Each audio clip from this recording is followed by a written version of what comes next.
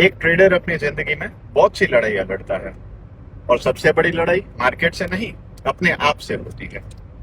पहली लड़ाई अपनों से।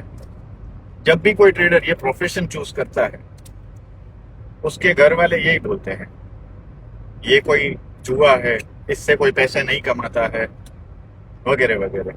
दूसरी लड़ाई मार्केट को समझने की। चार्ट्स, डिसिप्लिन, साइकोलॉजी, ये सब जो जर्नी है, ये सालों लंबी जर्नी है, इसमें बहुत टाइम चला जाता है। और तीसरी लड़ाई माइंडसेट की। आपने जो बचपन से सीखा है, जो भी कुछ आपने जाना है, वो सब आपको भूलना पड़ता है। मार्केट उससे ऑपोजिट चलता है।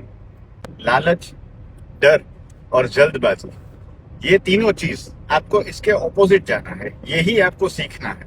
अगर आप भी इस चीज से कनेक्ट कर रहे हैं, कमेंट करिए, लाइक करिए और हमें फॉलो करिए।